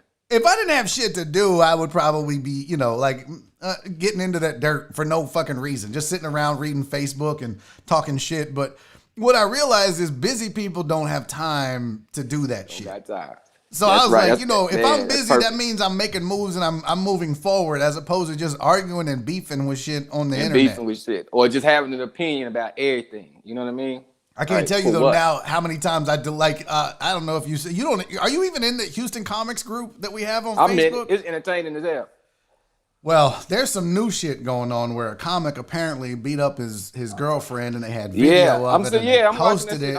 I'm on the page reading it all day. Like I'm my eyes is open. I don't say nothing, but I sit there and read the shit. You know what I mean? Crazy. Yeah, and that one kind of blew me away because I will give credit to our scene in the comics here, because pretty much this dude is a stand-up comic. I'll fill people in. This guy's he looks familiar, yeah. He looks very familiar. Like I've seen him. Yeah. He's a stand-up comic, and apparently there was video. I didn't see the video. I didn't see the thread until later, but apparently there's video of this dude like punching and choking and kicking his girlfriend. Yeah, I didn't watch the video either. I ain't click on the video, but I seen like the little thumbnail of the video, and I'm like, all right. It was enough to where a lot of people that I respect had opinions of, man, fuck this dude. And so I was like, well, if they feel that way, then it must have been something legit to it, right? And look, I started to type a whole bunch of stuff because he responded. He was like, hey, there's two sides to every story and this and that. And I started to type something, and then I was like, man, just shut the fuck up. Stay out of this. Stay out of it. I mean, there's nothing's going to change by you talking shit. By to you this saying dude something on about Facebook. Yeah. He, you know what I mean? Like, I just don't fuck with him now. Like, he's a piece of shit. Fuck that dude. But like, I'm like, I gotta be above. It's as easy as that for you. You know what I mean? Just don't even say this. Like, whatever type of relate, whether it was a high and by, that shit gone. No, yeah. In fact, it's some shit. And like you said, man, the comics on the scene that put that out, kudos. It's a lot of opinion. It's way more opinion than it should be. Blast it. Let us know what's going on. We shouldn't fool with this dude, and let it be. You know what I mean? Now we know what we're saying. Because I feel like that is a good thing that I'm starting to see more in comedy is we're starting to police ourselves, but we're also starting to not just police ourselves, but hey, this dude sexually assaulted this chick. Don't fuck with that dude no more. Oh, okay. And it's been like shit, 3 or 4 goddamn like comic like what's going on? Yeah, man, because you had. We supposed to be. Yeah. I mean, there's been at least, I know of 2 comics that have sexually assaulted other comics in the scene. Crazy, right? And then now you got this dude just too beating comfortable. Up. I don't understand. It's like when it's comic on comic, that shit just motherfuckers just be too comfortable around each other, dog. You know what I mean? Like, don't be that comfortable around me where you do crazy shit. Like, nah, bro. I don't want to have that type of relationship with you cats. Like, I don't understand why can't motherfuckers just do comedy and go home? Like, you know what I mean? Just like, yeah, bro. Like, but you know what? Doing like now that I'm a comedian, bro, I realize like most of the comics, I say 75% of motherfuckers be weirdos. You know what I mean? Like in high school, like motherfuckers didn't talk to people and shit. Like niggas in the you know what I mean? Pokemon and shit like that. Like motherfuckers be weird as fuck, bro. I know there are a lot of people in chat. Baseball and shit. There's a lot of people in chat that might be into Pokemon. I mean, that shit just came out top. We got some nerds in the chat, bro. Pokemon is more of a nerd thing, not a weirdo serial killer. Motherfuckers be nerds, bro. Like shit is weird. Like Pokemon, half the chat was like, huh. No, he didn't. Yeah. Thumbs shit down. Be weird. Like, fuck this dude. Yeah, it is a weird thing, man, and that's the problem with comedy is anyone can get into it. Anybody can do the shit. Anybody. Yeah. And we don't know what you was before you came to this open mic, right? Like most comics come by themselves, or they might have one buddy or 2 buddies, but we don't know who you was hanging with before this shit. We don't know what type of shit you was into until we start hanging with you after mics, and like, okay, this motherfucker totally different than he ain't on the vibe I'm on. Like I'm on some different shit. I'm chilling. He over here with the shit. You know what I mean? Weird shit. Yeah, it's weird. It's a weird like business. And Huggins says, do it my way. Do it, then go home. That's the Huggins way. He's right though. That's the Bryson way to like, yeah. That's why I respect Ashton Andy, Womack was like that, bro. And Ashton's a young comic that hung out with a lot of people, but I loved Ashton because he didn't succumb to that pressure of being a young comic trying to fit in. Ashton would come in, tell his jokes, and people get mad. Go home and people write. Get mad at people get mad at the click. You have your click. We all gonna have a click. No matter what you do in life, you got a click. You work in a warehouse, you got 2 or 3 dudes you fool with, and you got some dudes you don't fool with. So the click ain't the problem. You know what I mean? Click up or whatever. But Andy Huggins always said that. Get a click. Do what you supposed to do, man, and just steer clear, bro. All that, everything else extra, man. And the game don't need it. You know what I mean? It definitely doesn't. Do you do a lot? Now, you do a lot of observational stuff. When you write jokes, it's about life. It's about the things you see. Do you ever think about doing like current event jokes, like either about sports or politics or any of that shit, or does that just not interest you? Yeah, so, it get old fast. You know what I mean? So I kind of like jokes that stick. They kind of work better for me. I can kind of remix them year after year after year, add new shit to it. So the topical shit get kind of old, but we're saying that the new idea with these EPs is that, write 15, 20 minutes, of what's going on in that 6-month, 8-month time span, put it on wax, drop that shit, and keep the rest of it for the set. You know what I'm saying? That's smart. So that's kind of like the goal of the EP. You know what I mean? Like all the EPs is gonna be like current event, my take on what's going on within the time frame of me saying I was gonna record it. I like it, dude, because you know what? People aren't doing that, and it's like we need more innovation in comedy. I feel like too often we have gotten stuck in our ways of comedy, right? Like an album has to be an hour. You got to drop 1 a year. You can't do those jokes anymore. There's all these unwritten rules. It's almost like baseball. If you're a baseball fan, there's all these unwritten rules of baseball, and it's like in comedy, you have to do a certain way. So I like seeing guys like you who are vouched by some of the biggest names in the business. And I mean the biggest, Bruce and Ali Sadiq. Like these are dudes, you know what I mean? Like if they're vouching for you, you're good. And so by you doing that, you're kind of freeing up a lot of us to be able to say, oh, well, I can do that too. I can take a different path than just a traditional 1-hour album once a year. And then, you go back and go look at like a lot of the old prior joints, or Red Fox, or even a lot of those, man, them joints like 20 minutes, 25 minutes, 32 minutes, like all of them wasn't an hour. Yeah. You know what I mean? And they were still calling them albums or whatever they was calling them. You feel me? So I just took that. And then I got to shout out Andrew Schultz. You know what I'm saying? Andrew Schultz. I don't know him personally, but the inspiration when he was just going crazy, dropping visual after visual in these YouTube specials, like 10 minutes long, 15 minutes long. He was breaking them up to like 4 minutes a piece. You know what I mean? Like he was doing some live shit. I was sitting back watching, like, okay, I like what he doing visually. I don't see nobody doing that in the audio lane. You feel what I'm saying? So I'm like, okay, I'm gonna just take that and just put it on and just do an audio. Cause the first time motherfuckers see me on some DVD shit, I want it to be right. Like I don't want to just be doing some visual shit because motherfucker can do it. Like I want that shit to be tight. You don't want to record anything and fucking on a iPhone and shit, and then try to pass that off as a legitimate. Like even whatever, like even if it came to a network, you feel what I'm saying? Like I probably wouldn't just do it with just anybody. Like it got to be, you know what I mean? It got to be like the first time, got to be some shit. Like that's how I'm looking at it. So I'm gonna chunk out these audios all day though. I give you them all day. How you visualize the shit, but when you see it, I want it to be like, yeah. Amos Johnson in the chat says Schultz just dropped something on Netflix. That's yeah. He did. Chingo fucks with him a lot, doesn't he? Chingo and him. Chingo, yeah. Chingo guy, yeah. Who also just dropped the album. I'm trying to get him on to plug his. We did a show. We did a show Monday night at Warehouse Live that went well. You know, I travel with him too, man. I do some road dates with Chingo as well. He's a beast, man. I keep telling him, anytime you need a white boy, let me know. Yeah. That's my end, right? That's what I texted you. I texted you that the other day, didn't I? I was like, hey, if you and Bruce need a white boy to open. I put the text in. Yeah, I put the text in too. For that weekend. So, we'll see what's up on. Hey, listen, that's the business. I only threw two names. I do through two names, you and Ben. So dope. Yeah. So he told me to just drop two, so I dropped you and Ben. Appreciate that. So we'll see what's up. I appreciate that. Yeah, other than that, like I said, these little audios, bro, that's gonna be pretty much my little go-to. It's smart.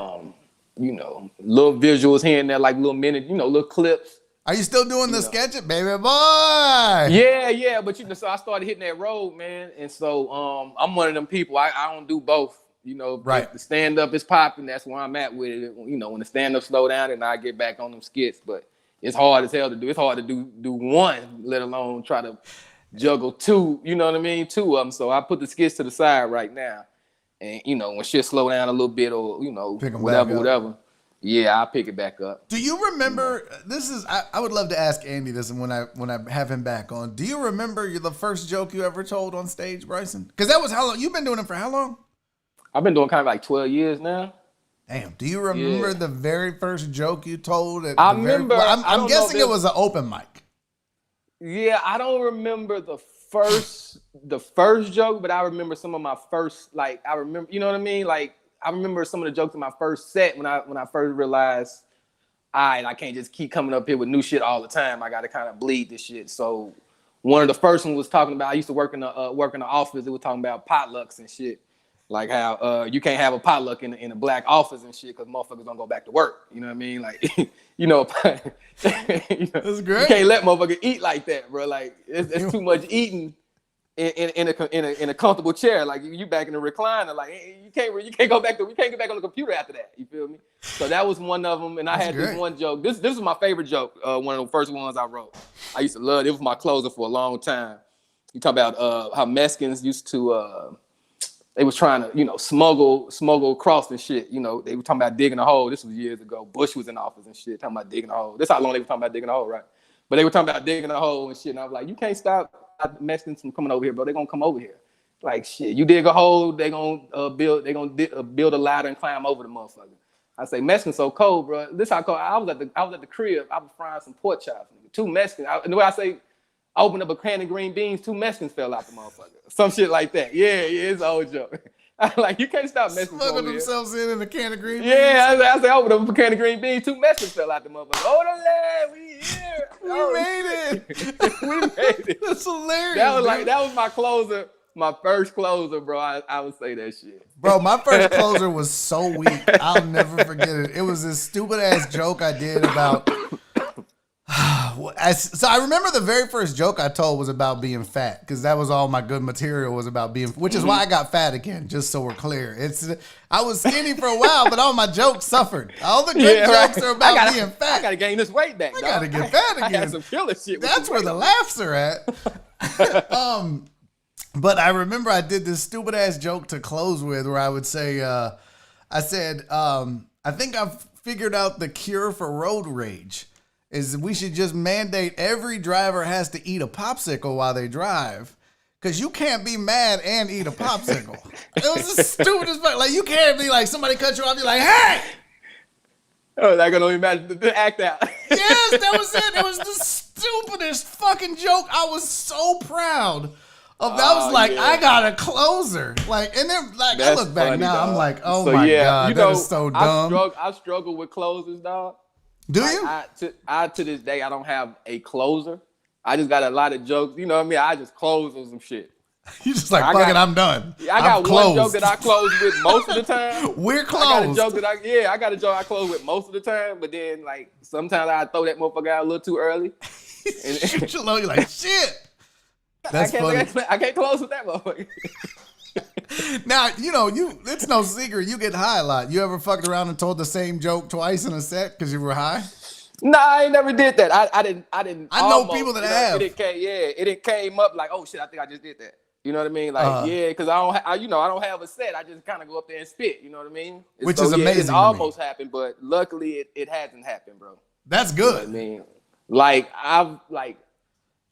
I've gotten real high on stage. I think the crazy or like the shit. I remember dropping my glass like mid-set. You know how you pick up your drink and shit? Like I seen it 2 times. Like I was on like it was the second show. And you know that first show you drink and then you smoke and then in between, that's where you get in trouble at. That's where you fuck you ain't up. Got shit to do. Yes, yeah, so you for might an get hour. another drink and shit, and you might be out there smoking, talking shit. I fucked around and got 2 on. Fucking around, we was in Ontario and shit, fucking with the California, Yeah. And I seen the glass 2 times, dropped that motherfucker on stage, glass and shit, ice and shit. Like oh shit. And I remember it was like, I gotta go out there with this bullshit. Fucked up. Yeah, they had to clean it up in between. And it was like early in the set too, dog. Like so, I had to keep spitting. Like just walking and drinking. Yeah, just, I cleaned it up with a few jokes and shit. Talking about it. But then in my mind, I'm like, damn, you own it, bro. That is hilarious. That is hilarious. I've seen that motherfucker 2 times. I made it a rule where I never wanted to be drunk on stage. Because I don't get it's not drunk. Yeah, I was just high. Yeah, like, but I don't. Well, I mean, I don't smoke weed enough to where I could pull that off. Like when I get high, Bryson, I'm not a good. Like I actually do jokes. You've heard them where I do jokes about being a bad weed smoker. That shit is true. That's true. Bro, I get high and I need to be in a spot. Like I'm not. You just need to be sitting down. I'm not a functional you like how they weed say you need smoker. To be on mushrooms. You need to be a good space. I need a good space to sit or lay down once I get high, because then I'm not gonna be able to do anything. Yeah, no. See, I'm the total opposite, dog. You're a functional. I'm so functional. It's almost crazy how functional. How That's non-lazy. From years of practice. How long you been smoking? How long you been smoking? Man, shit. So I started doing comedy in shit. Since 08, 09. And that's when you started smoking weed? That's when I started. Yeah, I started. Yeah, I'm a late bloomer. I think I was a little later on in life. I was grown and shit. I had apartments and shit. A late bloomer? Yeah, because most people start smoking high school, middle school, high school. Well, I smoked in high school, but I never was I ain't touch it. Really? So you never had tried it until then? Until then. I like 25 and shit. Damn, you lapped the field then after that. You latched onto it. You were like, this is my shit. This is what I do now. Yeah, I'm catching up. I'm catching up to all the now you got albums with weed hanging out of your goddamn mouth. It's a part of it. It's a part of it, dog. You like the Black Willie Nelson, bro. You and Snoop Dogg and Willie gonna hang out. It's crazy like that.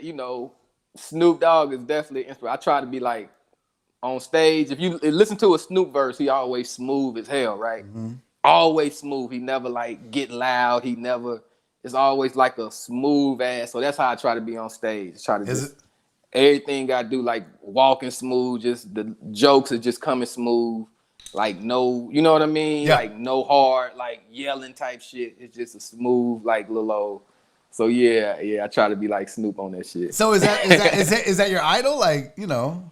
Nah, I just fool with them. You know what I mean? You Just like certain his people style? I just take. Yeah, certain shit I just take from different people and just put it in my own little game. You know what I Bro, mean? Like, I went and saw Snoop Dogg at the me and a bunch of friends. He was here probably 7-8 years ago at the House of Blues. And I hadn't been to a concert in forever. I don't go to concerts a lot, and a bunch of my buddies were like, "Let's go to Snoop Dogg," and everybody. So that's a good concert to go to. When it that motherfucker finally probably like 3 starts, hours, bro. That's what I'm saying. I yeah. thought Nigerians started late. Snoop, God damn! I think all rap Snoop was concerts supposed to start perform late, on Friday. He didn't come out till Tuesday. It was bro. Look, before Nipsey Hussle died, right? Mm-hmm. He was in Dallas. Like this maybe like 2 or 3 months before he got killed and shit. We was in Dallas, and me and my buddy Hot Topic went to the concert. But he took so long to come out, bro. I had ordered wings and shit. I had drinks. I'm high. It's like 1 a.m. He's still like, I'm like, man, bro, I'm finna go lay in the car. So I went late in the car and missed Nipsey Hussle concert. And then I can never see Nipsey again, bro. They start too late, bro. I'm too grown for that shit, bro. Right? I need you to come out at like 10:45. Listen, 10:30. if you're not supposed to if it's supposed to start at 8, I'm okay if you don't start until 10:30, 11. At the I late. need you out there. Yeah, I need you out there. I need to be home by 2 to 3 a.m. Okay, that's all I'm asking. I'm too grown for this shit. I'm too old for this shit. I'm too grown for this shit. I want to see a lot of new rappers, though, because I want to see Drake and all these, but I know they ain't gonna come on stage till like 1, bro. I can't wait that long, bro. I can't do it. I love you guys, you're so bro. fucking old. I'm so old, bro. I just watch y'all shit on DVD. I just watch the DVD concerts. Stand up in my living room and shit. I'll just record it on my VCR. Yeah, I can pause that. I'm tired. I'll come back tomorrow for that shit. Bro, it was and then when he came out, it was great, right? Like he did all the hits and he had a DJ and the fucking, I don't smoke weed, but I was high as fuck because the whole House of Blues, I mean, contact buzz is a real thing. I was fucking baked. But yeah, he came out. But then I started thinking about this, man. I feel like, I think I've said this before on this show or on the radio, but I had this thought once and I wanted to do a bit about it, but then I said, fuck it. But I feel like rappers are the only entertainers that have a shelf life. If you think about it, as comics, you can perform in your 70s if you're funny. I mean, fuck, bro. Pops was killing it. Like, still had Dick Gregory. Yeah, Andy Huggins is 76 years old now? No, 71? Yeah, I think he's 71 now. Like, bro, you can do comedy. You can be an actor. You can be even in music.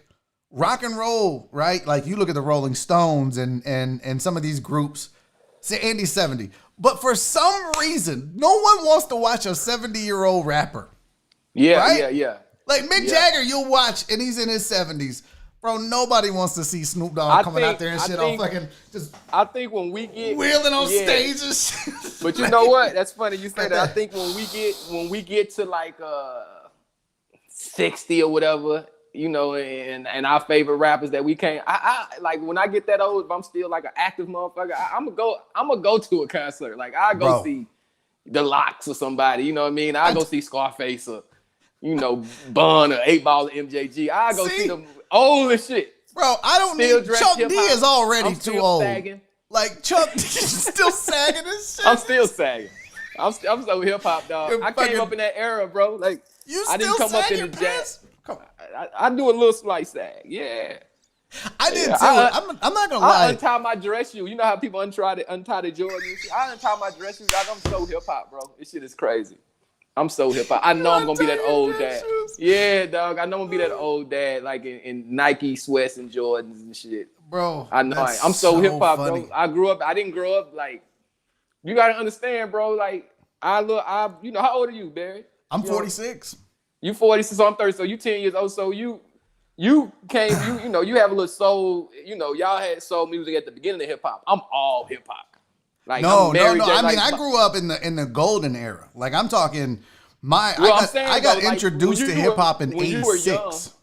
When you were young, though, y'all had R&B, like y'all had like. Yeah, I mean, see, when I'm 5, I'm listening to Too Short. Okay, I'm not listening to like the high Isleys. I'm not listening to like the Isley brother. I'm not slow dancing. I come from the era like we slow danced a little bit, but it was to Genuine and shit. Like, bro. I just had this conversation with somebody. There's no good R&B. If we can switch subjects for a moment, all the good R&B is gone, right? It's gone. It's not like I'm the last generation of good R&B, like Donnell Jones, Joe, and shit like that. Like after that, it's gone. Like gone. It sucks, gone, bro. That's funny though. So you would go watch a 70-year-old P. Diddy? Hell yeah, because he's still gonna be doing the shit. Diddy ain't gonna stop. His shoulders still gonna be. He's gonna be an old ass. Take that. He's but nothing moves. He's not even moving. He right thinks he's doing shit. He's just like, take that. I thought I told you that we won't stop. You got little strings on this shit. They're gonna be pupping that dude. Looking like a marionette doll and shit. They're gonna be moving the arms late. He gonna be turning around. He can move the arms quickly. My bad. Sorry, Diddy. Take that. They gonna have this nigga stuck like this for like 10 minutes. The arm got stuck, Diddy. Shit. We don't die. I thought I told you that. 10 years from now. Like oh my god, it's so funny. Oh, it went down. Okay. His arm's down. All right. All right. I don't need to see that shit. We back in sequence. I watch that shit, dog. I don't want to see. Like, I'll be a motherfucker go watch it for the jokes though. I'm going to watch it for the set. I've already seen Chuck D, and it breaks my heart because that was my era, right? Like I grew up. When I was big into hip hop, it was the Back to Africa movement. It was the Afrocentric. It was East Coast, like X Clan and Poor Righteous Teachers and King Son. I'm right after that. I'm the gangster rap era. Like Chuck D and Public Enemy set it off for all of that stuff, and man, to watch it now, it's like, oh my god, Chuck's so old. It's heartbreaking. See, I'm the gangster rapper. And see, I'm West. See, but South, you can't be West gangster Coast. when you're 75. You know what I mean? Like DMX. Can you imagine? My granddaddy had a gun until he died. Shit! His teeth fall out. My granddaddy showed you his pistol until he died. My granddaddy was damn near 80-something years old. He would still show you the pistol. He didn't give a shit. He was still gangster, bro. He would still show you the pistol. I got. I keep it on me. I keep it on me. 80-something years old. You can be gangster forever. I don't think you can. That shit don't leave you, dog. I just see DMX on stage with no teeth. His bark still, that shit don't leave you, though. That bark still gonna sound like it's a dog. So I don't know. Like I can still see Mick Jagger running around or his it's just, I don't know. It doesn't work for me with gangster rappers. Not the same. The motherfucker still gonna be gangster. I'm telling you. It ain't going nowhere. Gangster rap ain't gonna die. That is hilarious. So what you're back on the road now, right? With Bruce? Yeah. As much as you can be? Yeah, man. No, shit. We've been going hard, bro. After September, shit, he was like, we going to get it. You know what I mean? So every club that's open, shit, we hitting them. I have this weekend off, next weekend off, and then after that shit, I'm working like 3 weekends out the month, honestly. That's really good. Yeah. So 3 weekends out the month, just about. So we ain't, out west, we don't have no out west dates. It's pretty much South, Midwest right now. Right. Now, do you get nervous though, B? Because, I know for me, like I did the Grove last weekend. So it's been like 10 days, 11 days, or maybe a little more than that now. But just 2 days in Arkansas, 3 shows, and it wasn't a lot of people. It was maybe, 30, 40, 50 people a show. That still makes me nervous, man, because then I come back and I got to be around my wife, and I don't want to, I get nervous. Do you get nervous doing these shows? Because you got kids, you got the youngin' now. Yeah, definitely. Definitely some nerves there, but I just kind of try to do everything I can, man. We definitely masked up. Pretty much all throughout the building unless we walk into the stage and off the stage. And I pretty much hang outside pretty much, throughout the show, man. So I don't be in the green room. I'm pretty much outside. You know, the club, you know, they got the little outside area in the back of the club or outside the green room. So I'm pretty much kicking it. If I'm not on stage and not eating, bro, I'm pretty much outside. I do my little merch, you know, make sure we wash our hands after that, you know, try to grab that little change. But I'm pretty much outside. The only time I'm around people, man, is like I said, when I'm on stage. And, you know, these clubs now, they kind of pushing the crowd further back. So, so, you know, they not up on you. We switching mics. So yeah, man, I'm just doing everything I'm supposed to do, bro. You know, we're not taking too many pictures. If we do take a pictures, you know, a little distance with the mask on. Yeah. The closest I get to you when I'm grabbing that money for that merch. You know? You're like, let's get close. Thank you. Thank you for your service. Until next. That's the thing, man. Your merch is really good. Like I would have never thought to do some of the merch you did, man. Where do you just come up with it on your own? Did you have some help with it? Like, cause you got some cool shit. You got like the sweatshirts and the shirts, and then you got the bags, and now you got the album. Like people don't realize that's how most comics at your level, my level, that's how we make our money. It ain't the clubs. That's the bread. That's pretty much the bread and butter right there, man. It ain't the clubs. Buy the album, buy the shirt. If you want to support your favorite comic that's not Kevin Hart or Bruce or that's pretty much how. Yeah, that's how y'all supporting us. No bullshit. Buy the merch. Ticket sales ain't going to us. We pretty much getting our money is being made on Thursday night. Yeah, when you can sell $100 worth of shit on a Thursday, well, they make our paycheck on Thursday night. Yeah, that's true. Yeah. The first show, like that Friday, Saturday, and Sunday, we don't see none of that. Like our shit come Thursday night. That's when there's 20 people. Yeah. So when you buy a shirt and shit, that's really how you support. That's huge, man. Know, your feature in your host, they got it. Yeah. You know what I mean? But as far as the merch game, bro, it's just trying to be different, man. You know what I mean? Like with the bags kind of fell in my lap. I was on the road with Bruce for a little minute. I didn't have merch, and he had T-shirts. And I was like, and then I brought T-shirts, but mine wasn't really moving like that. And I was like, okay, well, shit. I want 24 T-shirt. He want 24 T-shirt.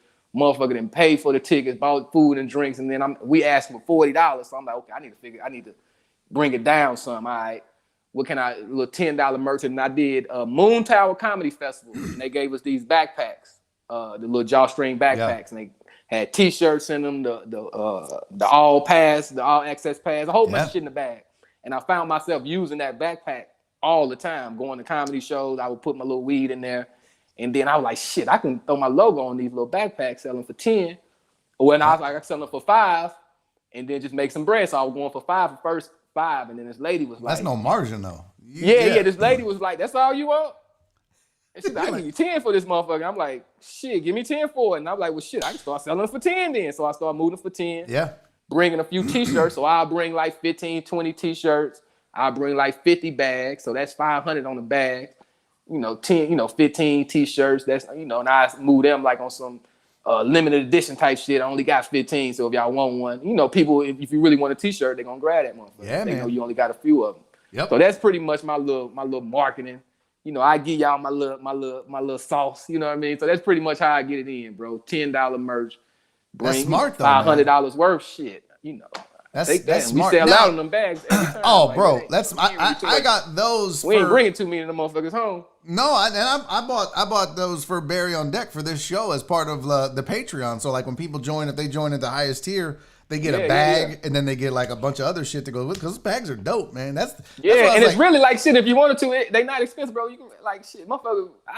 Sometimes I give them away to a birthday. Like if it's a birthday, do you? Yeah, toss a bag out to a birthday. That's the cool thing, man. If you got like, I'll do that with the koozies that I have too. Like I usually, what I was doing is I was selling them for a while, and then when I had T-shirts, I would give them away if people would follow me on social media. And then people come up, it's my birthday, you got something to give to them, because it's really, man, it's all about building. It's all about building a fan base, and that's what you're trying to take advantage of when you're in a position like you are, where you're on the road with Bruce. You're trying to get as many people to jump on your movement as possible. You know what I mean? Like, and they love to have shit in their hand with your name on it. You know what I mean? They love that interaction. Because I do. Like if I fuck with somebody, I want to have something that they put out. You know what I mean? I think that's everybody's tendency is to like, oh, I want to get, like if if I fuck with Ali, I want a shirt with Ali Sadiq, right? Like that's my dude. I wanna rock. Like this is I do a Whisker Wednesday. You can see this shirt. It's a special pals shirt. And we do a animal adoption every Wednesday. So I'm like, I wanna represent the people that I fuck with. And that's the beautiful thing about the merch. That's why in the chat, Total Dallas said, "Oh, that's good to know. I didn't realize that." Yeah, if you got a comic or an artist in general, whether it's a band, whether it's a rap group, whether it's if you whoever, a poet, outside, that table outside is how they pay their bills. That's it. I'm guaranteeing you that money they making for the show, it's something, but it ain't what y'all feel like we probably should have been worth. I'll give you an example, and I won't mention names, but I was getting my hair cut today. And my barber, we have a mutual friend that's a comedian, and I'll text you his name on the side. But he was doing a show, and the first show sold out. So the booker says to him, "Hey, man, I want to book a second show. Let's go ahead and set one up." And the comic was like, "All right, I'll do that." He goes, "Cool, I'll give you $50." And the dude was like, "Man, I ain't doing no second show for $50." Yeah, no. But that gives you an idea of where in comedy, where like that's the value that people think of us when we're on stage, even though you just sold out a venue, and now you want to try to sell another one out. So it isn't. Look, if you're making it, then yes, they're getting guys like Bruce and Ali, and they're getting good money to do comedy. Yeah. It's on the way up is when you really need to be buying the merch and the albums and all that shit. Yeah, and then and if it's not consistent, you know what I mean. It's really a little to none. You know what I mean. But it is what it is. Everybody at their job should be getting paid more than what they get. Absolutely. Most likely. You know what I'm saying? We just happen to be motherfuckers. Yeah, except for them. We just happen to be motherfuckers. Y'all come see visually. You know what I mean? It's like shit. Yeah. So it ain't nowhere where it's supposed to be. If you weren't doing comedy, what would you be doing, B? Shit, no telling, bro. I'd probably be working for the state, the city, or something in a warehouse selling weed on the side. You know what I mean? No bullshit. just working in the warehouse and I'll probably be giving somebody some. You'd still have a merch game. It would just be illegal merch. I have a little hustle trying to do something on my own. I might be selling little t-shirt business. I have so many different little streams of income though. You know what I mean? I have a 9 to 5. I sell a little green on the side. I have a little t-shirt, some business or something like that. I'll figure out something. Yeah. We'll be getting money though. For sure, right? That's if you're a hustler, you're a hustler. That's all there is to it, man. Yeah, it just wouldn't be no. You know what I mean? I didn't have big like I always be like, man, thank God for this comedy shit. I'm glad I'm good at it, bro, because it really fell in my lap. Like it wasn't nothing I wanted to do when I was young. I didn't look at this shit and want to be like I want to be a stand. Like, I was just a funny dude. Who happened to be fooling with cats who do music, and I was doing the intros and shit on albums, and was being called a comedian within the group. And I said, "Fuck it, let's go try this shit." No shit. And that's really how it happened. That's dope though. Really but bro, that's the universe guiding you to where you needed to be. You know what I mean? Some of us, I knew I wanted to be a comic when I was 8 years old. But I didn't even try it till I was 36. It never even dawned on me how to do it or why. I just knew I wanted to, and that maybe one day I would. But thinking back at it though, when I look back at it, like all the signs was there though, fam. Like my high school was right down the street from Cap City, so I would pass it every day and wonder what they did in there because it said Cap City all comedy nightclub. So in my mind, I'm like, what the fuck? What do they tell jokes and dance? Like, what do they? I didn't know what they did in there, so I always wondered about it. Yeah. And I was always in the stand up. I would watch Premium Blend. I would watch all stand up shit, right? Yeah. Like I wouldn't just watch Def Jam. I would watch Premium Blend on Comedy Central. I would watch those Comedy Central Presents. I would watch all that shit. I know comics who didn't make it. I know comics who did. You know what I mean? So I know the shit. It's just I just didn't see myself doing it. It just wasn't nothing that was on the list of me doing. You know what I mean? Until I linked up with the homies and they was like, shit, you need to do that shit, bro. Well, your homies were right, dude, and you're literally, and this isn't me blowing smoke up your ass. I've said this before, and you can ask anybody that rocks with you and that knows you in this business. You are legitimately one of the funniest dudes in comedy. Not on the way up, not of the guys that haven't made it yet, Bryson. You are one of the funniest dudes in comedy. I appreciate and it, I appreciate you being here. You guys go cop the album. Somebody asked in the chat, do you have merch online that they can buy and support? So can they get the joke sack? Can they get the t-shirt and the album and all that? Yeah, so you can check me out on my website, BrysonBrownComedy.com. We got the store on there, or you can just hit me up on my Instagram, _Bryson Brown. We got pictures. We got the bags, the t-shirts, hoodies. You know, pretty much everything. We can throw the logo on it, bro. So yeah, check me out and just send a message. You know what I mean? And yeah, you still owe me a shirt, but it's no big deal. I do it on a. Yeah, well, you know what? I'm in town. I'm in town, trying to bro. fuck I got with you. And, large, right? Come on, dog. Look at me. Do I look like a medium? Why you disrespect me like? Well, you could have been like an extra large. You could have been like, I want an extra large. See, I ain't go all the way to I ain't put an X on this joint. Then you're like, let me see. You need an X for each of them chins. So see, I ain't want to go into the X, so I gave you the large. You know what I mean? So I was trying to, I ain't want to. You want extra large, right? No, I want large, right? Oh, so you slimmed me down. That's what you're saying. I slimmed you down. Like, yeah, I brought you down. Bro. You could have went medium though, dog. I could have. I know you see this crease, but I know you don't need no medium. I know you wear see medium. I know you don't need it. I know you don't wear what I wear. So I went large. I said, medium. He could be a large. He could be, he might like it a little snug fit. You never know what Bro, I don't need. Nobody needs to see the outline of these big nasty titties, dog. You never know what motherfucking style is. That's hilarious. All right, well, okay. I put BrysonBrownComedy.com on the screen. New album's called "Joke Dealing in the Pandemic." They can get it on iTunes and everywhere, right? Starting tomorrow. Midnight tomorrow. Yeah. It should be live midnight, but tomorrow, tomorrow for sure when you wake up, man, play that motherfucker at your New Year's, New Year's Eve tomorrow. I know we're gonna have a lot of little house parties. We can't really get out too much, but it'd be a good little play at the kickback. You know what I mean? Your house party, you get together, y'all playing cards. Just put it on, let that motherfucker play. It's only 20 minutes. So it's not long. Perfect. You know what I mean? So yeah. That's what it's for. The Deckheads loved you, man. Everybody's like, great guest. This was a great interview. P. Jones followed you on IG. People are gonna get that merch. Appreciate it. Hey, man, the Deckheads are great people, man. He's good people too. So, and they recognize that. So, man, look, I appreciate you doing this. All my best with the album. I hope it hits. It's a great idea, man. Keep rocking that shit. Definitely, bro. I appreciate you having me on, G. Anytime, you guys. That is Bryson Brown, and that is another episode of Barry on Deck, man. Thank you guys for being here. Thank you for sticking around. I know it is New Year's Eve week. A lot of you are done with it for the year. We are so done with 2020, but I do thank you guys for sticking around through the end. Those of you that did. We didn't get to 75 likes, but we'll get there. I'll take 61. That's a good one. Hey, thank you guys so much for being here. I don't have a guest for tomorrow, but we'll have some fun. I promise you. It's the last show of 2020. We got to do something, right? Do I have a best of? No, I didn't have time to put that together. But we'll figure something out. Until then, be safe, be kind, and most important, love each other. See y'all tomorrow.